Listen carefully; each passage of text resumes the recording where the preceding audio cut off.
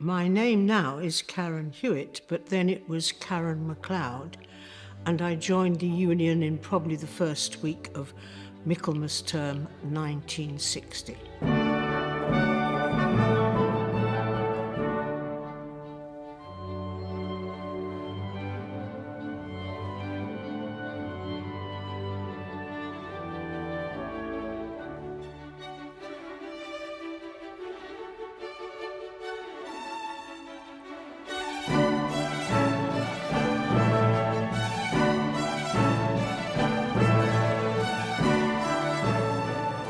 Well, Mr. Carner, do you approve of the result? Oh, absolutely. Delighted.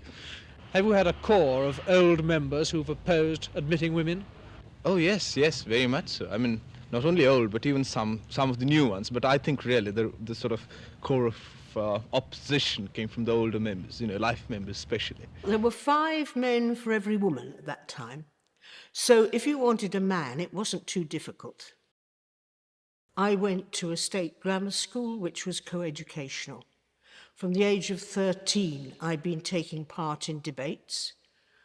I couldn't believe when I came here that there was all this fuss about women and whether they should or should not be allowed. I mean, I just thought that a lot of the atmosphere here was very childish. The men were making jokes of a tedious kind, even if they were sympathetic. They were frequently tedious, but then so were the women. And when we got the vote, I can remember somebody thrusting a microphone into my face and saying, "What do you think about it?" And I said, "Well, thank goodness that's over. Now we can start enjoying ourselves." Well, of course, in debates we were allowed to speak from the floor and give paper speeches and so on. But we weren't allowed to take part in private business. This means the running of the union and all the questions that come up about how things are done, and we weren't allowed to stand for office.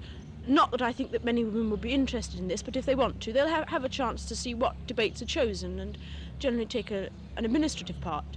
The other point is that we do have a chance to go down to the cellars, the union cellars, which are very useful. They run cheap cafeteria lunches, and what else they do? Oh, well, they have nightclubs down there. Then they have the libraries, which are also very useful. And apart from this, I think that we do need a centre at Oxford, a sort of social centre, where both sexes can meet and enjoy themselves.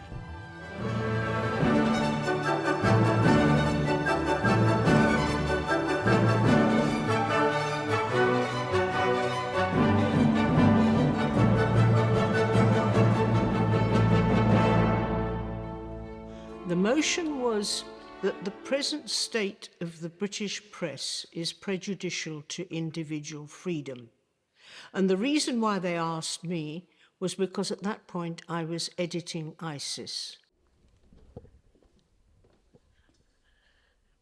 You may not like the gutter press, but the gutter press has power.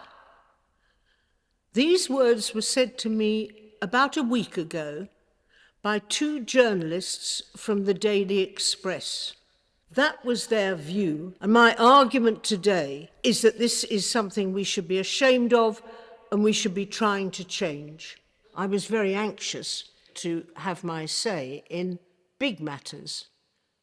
So for me, almost the possibility of women having a role now in the union was just an administrative detail which had been stupidly held back because of all these old men who didn't seem to understand about it, and they'd all been at public schools anyway, so what did they know about women? It wasn't, as it were, a campaign that I was really struggling for.